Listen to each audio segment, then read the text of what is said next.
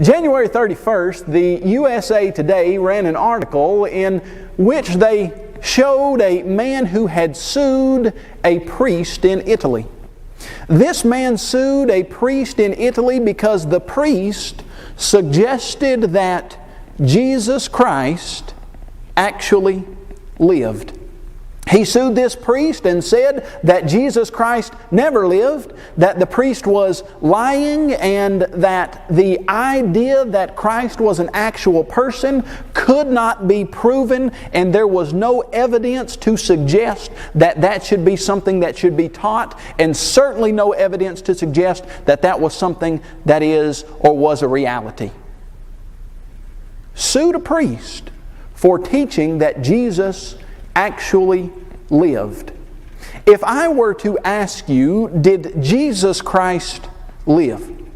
I dare say most of you in this audience and many of you who listen to this and watch this later would say, absolutely, Jesus lived. But if I were then to ask you, can you prove that Jesus Christ was an actual historical person? Could you do that? There are many people today who are suggesting that Jesus Christ was not an actual historical person. A man by the name of Jay wrote us an email at Apologetics Press. And Jay said in his email of January of this year, he said, "The real truth is you or no one else can prove there ever was a Jesus as described in the New Testament. All you have is blind faith and zero proof. Blind faith has made Christianity believe the Jesus nonsense. There is zero proof of a historical Jesus. Why keep lying like there is?"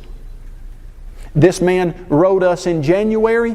Just this week he wrote us back, expressing his idea that Jesus never lived and that the only reason we suggest that he did is because we cling to a blind faith that is not substantiated by evidence.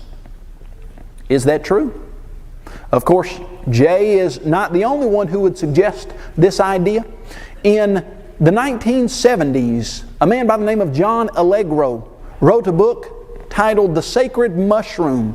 And in that book he suggested that Jesus probably never lived and that Christianity originated simply as a hoax by a secret cult whose original intent was eventually forgotten. John Allegro said Jesus never lived. There was some little secret cult in the first century that got together for some reason that we don't even know the reason. Their original intent was forgotten. They concocted the story of Jesus Christ, and that's why people believe in Jesus. They don't even know what the original intent of the cult was, but they've held on to the Jesus story. Of course, John Allegro and Jay and the others are not the only ones who would suggest that. A man by the name of Dan Barker in 1992 wrote a book titled Losing Faith in Faith. He was a denominational preacher turned atheist, and in his book he suggested the gospel stories are no more historic than the Genesis creation accounts are scientific. It is rational to conclude that the New Testament Jesus is a myth. You could add his name to a long list, and a list that is growing on a daily basis of people who would suggest that Jesus never lived. In her book, In God We Trust, But Which One?, Judith Hayes wrote, "Just whether or not Jesus was an actual historical figure is the subject of much scholarly debate. He may have existed, and then again, he may not have." Are you seeing that the attack against Jesus is now coming in the form of suggesting that he never lived? There is a website that you can go to. The website has a trailer for a movie. The movie is titled The Beast. This movie was supposed to come out June the 6th of 2006, so it would be 666, referring of course to the number found there in Revelation. This movie is another attack on the historicity of Jesus. I want you to read with me some of the description about the plot of this movie. As you read, you see this description. When her father, a biblical scholar, mysteriously disappears, a Christian high school student named Danielle investigates. She discovers that he had stumbled across a cover-up of Christianity's best-kept secret, that Jesus Christ never existed. Now that she possesses proof of this dangerous fact, these people would suggest to us that it is a fact that Jesus Christ never existed. And then the description of this movie explains that diving into factual territory well explored by scholars but largely hidden from the view of the public. Who is the public? Well, you and I would be described as the public. Do you believe that Jesus actually really lived as a person? Well, one of the reasons you do suggest this movie is that you're the public. You're the poor, uneducated public.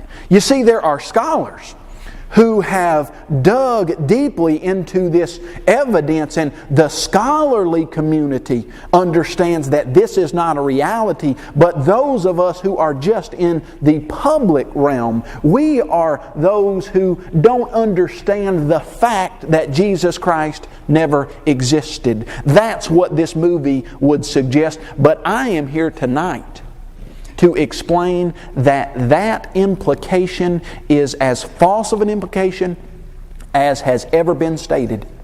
If there is a person who honestly dives in to the evidence that exists for the historicity of Jesus, and that person is going to follow that evidence wherever it leads, he or she will be forced to conclude that Jesus Christ was a historical reality, a man who lived in the first century in Judea and walked the streets of Palestine.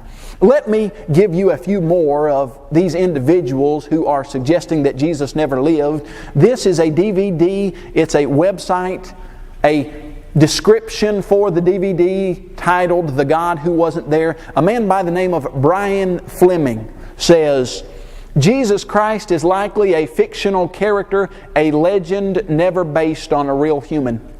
In a radio interview, the same man, Brian Fleming, said, I think it's probably correct that Jesus, in fact, never existed. He went on to say, once I started looking at the evidence, I became fascinated by the idea that Jesus Christ never existed, a fact that many people have never heard at all. Notice how Fleming and others describe the idea that Jesus never existed as a fact. What I would like to impress upon you is the idea that there are people who want you to think Jesus never existed. And the number of those people is on the rise. In fact, I believe that you will see more and more people who are suggesting that Jesus never lived, that Christianity is based on a mythical character, and that everything you believe and that everything you've been taught if you're a Christian is based on something that never had any historical reality. As we go through this discussion, we're going to ask the singular question. It's the only one with which we will deal this night. Did Jesus Christ really live? The way we are going to format the answer to that question, we are going to ask you to be a jury. We are going to ask you, as much as you humanly and possibly can, to set aside any prejudice or preconceived notions of the reality of Jesus Christ, and to sit as an impartial jury. And we are going to call several witnesses to the stand. And we're going to ask the witnesses a single question. We're not going to ask them, was Jesus God? We're not going to ask them, did Jesus perform actual miracles? Those things will be discussed later in this series. We're going to ask them a single question. Did Jesus Christ live? And when we present these witnesses to you, at the culmination of that, we are going to ask you to decide, to conclude, did Jesus live based on the evidence? Who are some of the witnesses we are going to call? Well, I certainly think we would be remiss if we did not call first and foremost to the witness stand the New Testament documents. There are 27 New Testament documents, starting with Matthew, ending with Revelation. These documents are repeatedly filled with information about a man named Jesus Christ. The man named Jesus Christ was born in the city of Bethlehem, born in the area of Judea in the first century. These, far and away, have more information about Jesus Christ than any books ever penned. The question we are asking these books is, do you, the writers of these books, Matthew, Mark, Luke, John, and go down the list of Peter and James, do you say that Jesus lived? Now that question, I think, is easily answered by any person who has ever read the New Testament documents. They are filled with statements that say, yes, Jesus lived. The next question then we would ask is, how reliable are the New Testament documents? You see, the skeptic would like to throw out the New Testament. The skeptic would like to say, oh, hold on, you can't use the New Testament to prove that Jesus lived because the New Testament speaks in favor of Jesus' life. Well, certainly it does. No question about that. Do the writers of the New Testament speak favorably about Jesus Christ? Sure they do. Do you toss out accurate, authentic eyewitness testimony just because that eyewitness testimony might speak favorably for a defendant? No, you don't. The question of the accuracy of the New Testament documents' testimony is not based on whether or not they speak favorably about Jesus Christ. The question is, are they reliable documents, and how do they stand up when they're compared to other documents? And what you will quickly see is when you compare the New Testament documents to any other documents from the time that they were written, they surpass them in every legitimate way that you would ask a witness to present itself as authentic. Let's go through some of this information. If you were to ask yourself, what are some of the most famous historical books? Homer's Iliad would quickly come to your mind most likely. It was written in about 700 BC. The earliest copy of it, we don't know when we found it, but there are only about 643 manuscripts of the Iliad. If you were to bring to your mind the history of Herodotus, you may know that the man named Herodotus was called the father of modern history. He was one of the men who started documenting history as a factual experience and putting things down that were factual and not just how a certain king wanted them to be painted. His writings were from about 450 BC. The earliest manuscript we have of Herodotus was 900 AD, separated from his writing by some 1350 years. We only have 8 copies or 8 manuscripts of Herodotus, and yet historians refer to Herodotus on a regular basis. If you were to talk about Josephus and his work, The Jewish Wars, you would understand that Josephus wrote the Jewish Wars in about 70 AD or so. The first copies or manuscripts that we found of those were from about 400 AD, separated by 330 years. We have 9 manuscripts of the Jewish wars, and yet historians don't hesitate to refer to the things that happened in the Jewish wars as historical. If you were to think about the histories of Tacitus, he was a Roman historian. We will call him to the witness stand personally later this evening. He wrote a book titled The Histories. He wrote it in about 100 AD. The first manuscript we have of it is from 900 AD. That's a separation of 800 years. And we've only got 2 manuscripts or so of Tacitus's histories. So, what about the New Testament documents? The New Testament documents were written between 50 and 100 AD. The first manuscript that we have, at least partial manuscript, is dated to 125 AD, a separation of only 25 years, and we've got 5,700 and some 25 manuscripts for the New Testament documents. Regardless of whether or not you believe Jesus Christ ever lived, if you ask any honest historian this question, are the New Testament documents the most authenticated documents based on manuscript evidence? Do you know what they have to say? They have to say, yes, they're the best ancient documents that we've got. Not only are they the best in regard to the manuscript evidence, but you could call to the stand the early non-inspired writers. By non-inspired, I would suggest that those were the ones that their writings are not preserved in the New Testaments. Some people refer to them as the early patristic writers. These are people who would call themselves Christians from the late 1st century and early 2nd centuries. Maybe you'll recognize some of these names: Clement of Rome, Ignatius, Polycarp, Justin Martyr, Irenaeus. These men lived from about 70 AD to about 200 AD or so. We have several of their writings preserved. In fact, copious amounts of their writings preserved. The interesting thing about the writings of the early patristic fathers is that those writings are filled to overflowing with quotations from the New Testament documents.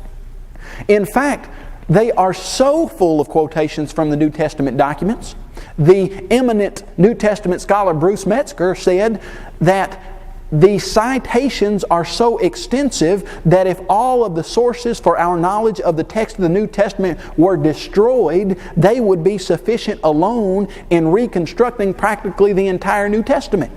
If you didn't have a manuscript one of the New Testament, although we've got 5,725 or so, and you just took the writings of the early church fathers as they are referred to, you could piece together the entire New Testament from the quotes in their writings.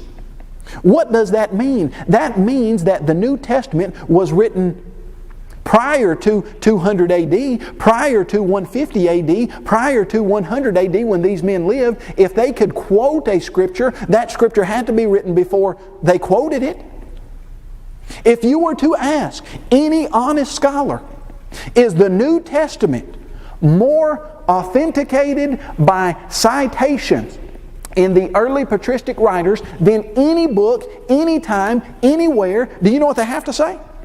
Yes. Secondly, when you ask the New Testament documents a historical question, if you can check it, whatever the New Testament documents say is always right. Let me explain what I mean.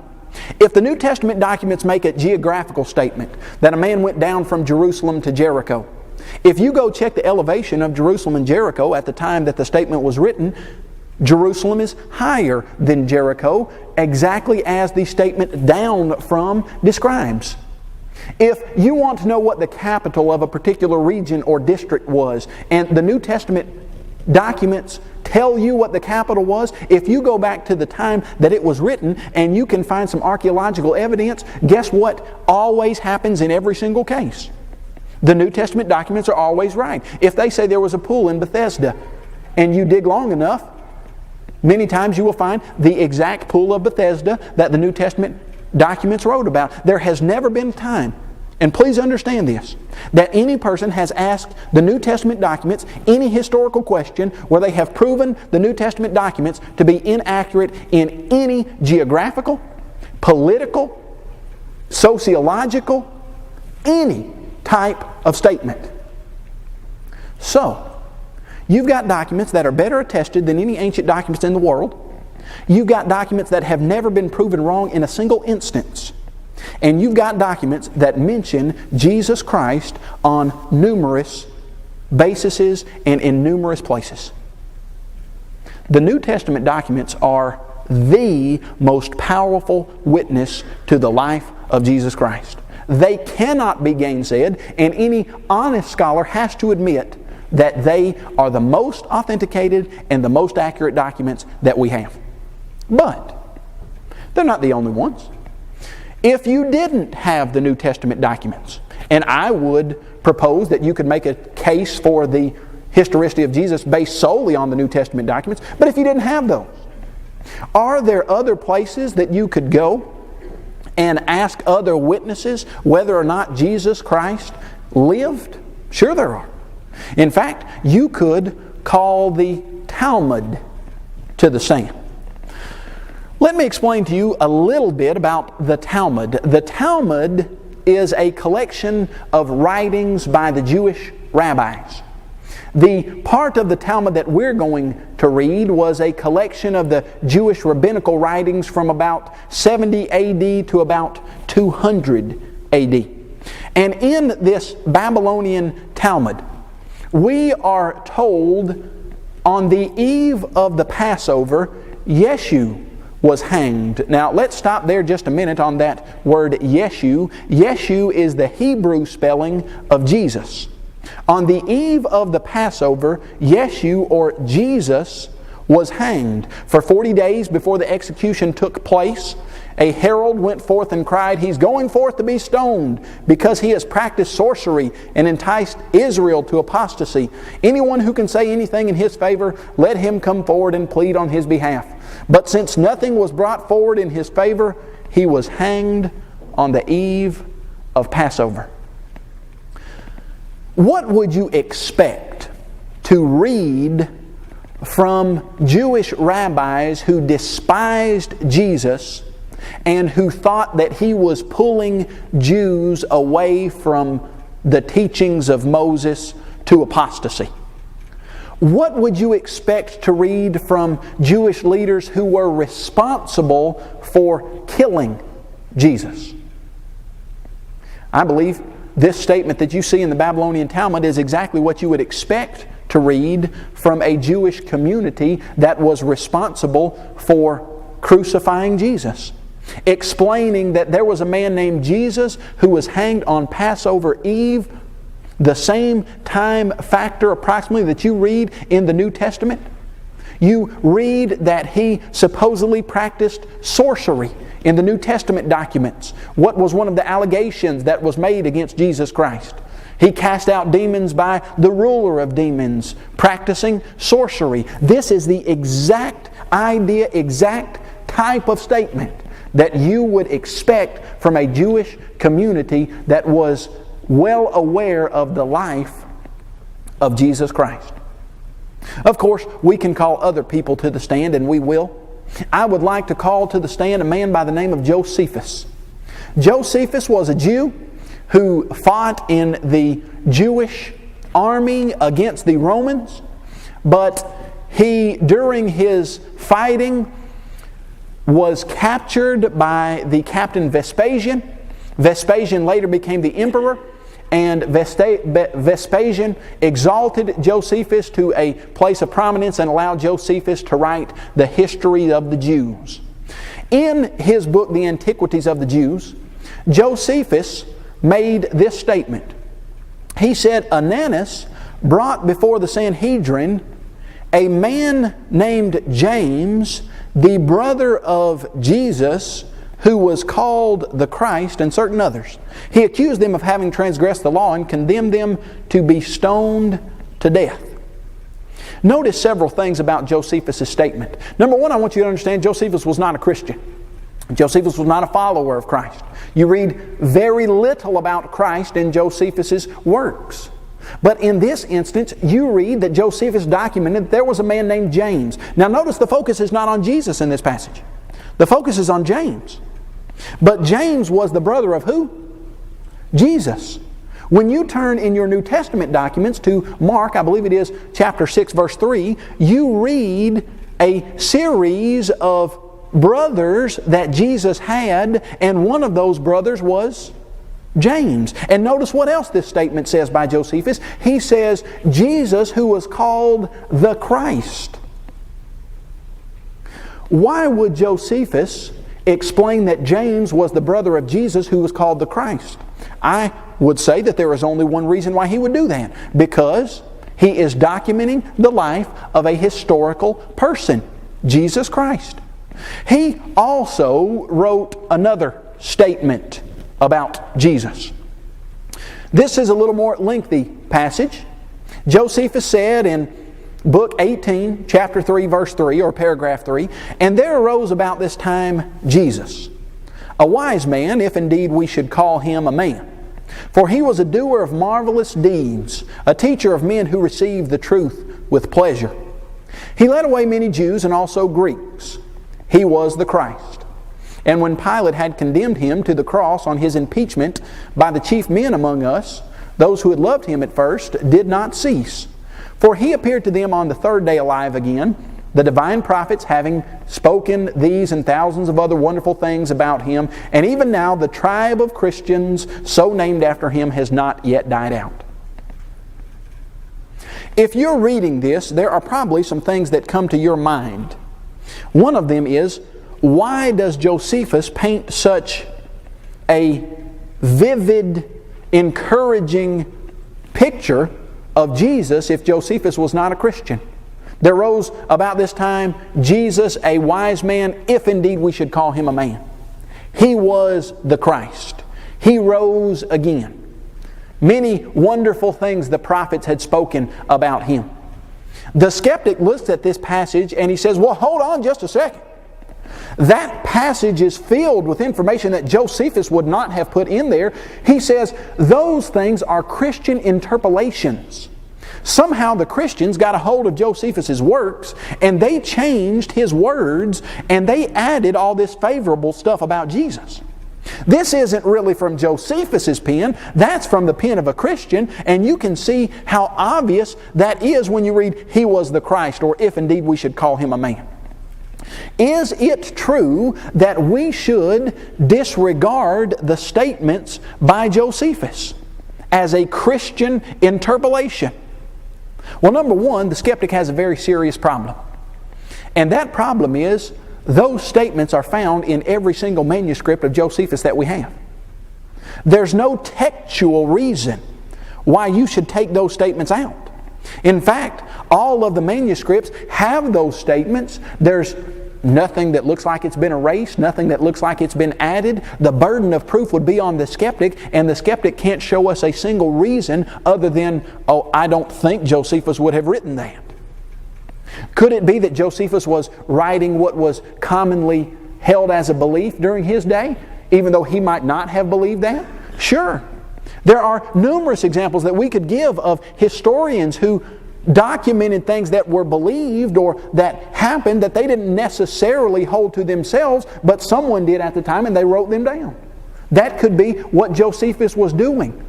Why else should we accept the statement of Josephus? Because Josephus mentions several other Bible characters in passing and nobody's got a problem with them.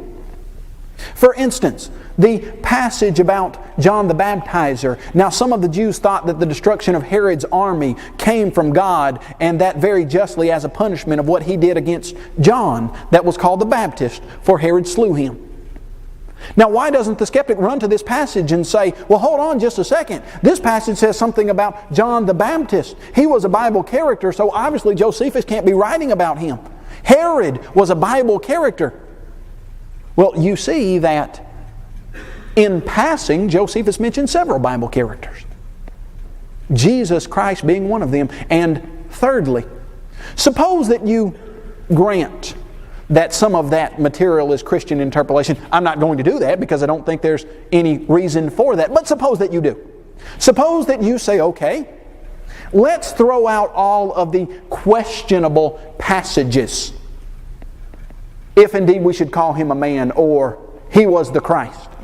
And let's just read it without those passages. What do you get out of the statement? And there arose about this time Jesus, a wise man. Stop right there. What's the one question we're asking the witnesses tonight? We're not asking if Jesus was the Messiah. We're going to get in that later. We're asking a singular question. Was there a man named Jesus in the first century that coincides with the character of the New Testament documents? Certainly. Josephus says there was a wise man. Continue with me. He led away many Jews and also Greeks. Now, if Josephus were totally favorable toward Jesus Christ, do you think he would have mentioned that he led away many Jews and Greeks? Led them away from what? The implication here is he was leading them away from God, or at least from Moses, to something else. Continue with me. Pilate had condemned him to the cross on his impeachment by the chief men among us. And even now the tribe of Christians, so named after him, has not yet died out. If Josephus was writing favorably about Jesus Christ, totally favorably, why would he call Christians a tribe? Why would he mention that Jesus was crucified during Pilate's time in office? Throw out all the stuff that's supposed to be Christian interpolation. What do you still have? A statement that answers with a resounding yes the question, was Jesus a historical person? But that's not all we have. I'd like to call a man by the name of Tacitus to the stand. You will read the entirety of Tacitus's writings and you will find precious little in regard to anything that has to do with anything in the New Testament documents. In fact, Tacitus deals mostly with Roman history. He was a Roman historian. That's why he wrote. He wrote to detail and document what was happening in Rome during his lifetime. He lived from about 55 AD to 117 AD. He wrote the Annals in about 190 to 100 AD. In that section, he was writing about the reign of Nero. Nero supposedly had started a fire, and that fire had destroyed some 10 of the 14 districts in Rome at the time. And suspicion was that Nero himself had started it. Nero was trying to say it was an accident. He was trying to blame it on other people so that the masses wouldn't get angry at him. So he focused on the Christians. And he said, oh, it's those Christians. They're the ones that started the fire. They're the ones that we should be tormenting. So he started capturing several of the Christians, doing terrible things to them, wrapping them up in animal skins, throwing them into the gladiatorial rings, and letting animals rip them apart, putting them on poles and covering them in wax or oil and using them as lamps to light his gardens at night. Horrible things Nero did to the Christians. Tacitus writes this in regard to the actions that Nero did against the Christians. He says, Nero fabricated scapegoats and punished with every refinement the notoriously depraved Christians, as they were popularly called. Their originator, Christ, had been executed in Tiberius's reign by the governor of Judea, Pontius Pilatus, but in spite of this temporary setback, the deadly superstition had broken out afresh, not only in Judea where the mischief had started, but even in Rome. Tacitus, are you a friend of the Christians? That notoriously depraved band of misfits? No. Tacitus, what's the standpoint from which you are writing? Well, I'm a Roman. How do you document things? I document them based on the Roman people in power at the time. Look at this statement. Tiberius's reign. Why is that important to Tacitus? Because that's who was the emperor of Rome at the time. Pontius Pilate. Why is that important to Tacitus? Because that's the Roman official in charge of Judea. Tacitus, are you telling me that there was a man named Christ who existed during the time of Pontius Pilatus' reign during the emperorship of Tiberius. Absolutely. Tacitus, you got any respect for those people? No respect. And in fact, they're notoriously depraved, and what they believe is a deadly superstition. I just want to ask Tacitus a single question this night. Not do you believe that Christ was the Son of God? Not do you believe that Christ came to save you from your sins? Just a simple question. Was Christ a person who lived in the first century? Tacitus, will you answer that for us, please? Yes or no? Yes. Continue with me. I would like to call a man by the name of Pliny the Younger to the stand. Pliny the Younger was the governor of Bithynia. He was writing back to the Roman Emperor Trajan. He wrote his letter in about 112 AD, and in that letter he was having a problem. His problem was he was killing a bunch of Christians and he didn't want to. He was bringing Christians before him and he was asking them if they were Christians, and they would say yes. And then in the letter he explains that if they said it 3 times, then I killed them because they wouldn't offer a pinch of incense to the Roman gods. But he said, I don't really like this policy. They haven't done anything other than they're just called Christians. So he writes back to the Emperor Trajan and he says, what do I need to do with these Christians?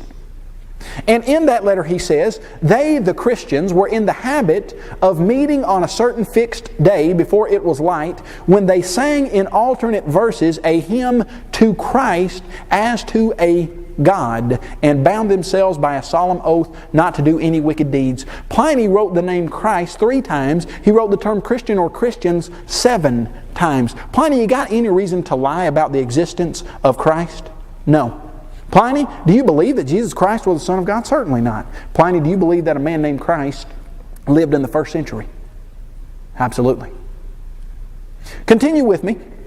A man by the name of Lucian was a vehement enemy of Christianity. In fact, he mocked the entire Christian system in his book, The Death of Peregrine. But in that book, he wrote this: the Christians, you know, worship a man to this day, the distinguished personage who introduced their novel rites and was crucified on that account. You see, those misguided creatures start with the general conviction that they're immortal for all time, which explains the contempt of death and voluntary self-devotion which are so common among them, and then it was impressed on them by their original lawgiver that they are all brothers from the moment that they are converted and deny the gods of Greece and worship the crucified sage and live after his laws. Lucian didn't have a thing good to say about Christians. In fact, he thought they were gullible. He thought they were misguided. He thought they were naive. But you know what else he would stand before you tonight and say? Oh yeah, they followed a crucified sage who lived in Judea in the first century. Is it the case that Jesus Christ lived? If I were to ask you this night, what year is it? You would quickly respond that it is 2007. And then I would say 2007 what? 2007 A.D.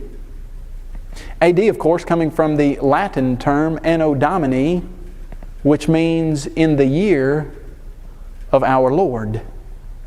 B.C., of course, the time that started before A.D., meaning before Christ. Our entire calendar and our whole time structure is based on the fact that there was a man named Jesus Christ who lived in the first century. If you were to ask any honest-hearted, truth-seeking scholar or member of the public who has seen this information, did Jesus Christ live? Do you know what they would be forced to conclude? They would be forced to answer with a resounding yes. Did Jesus Christ ever live? Absolutely, positively.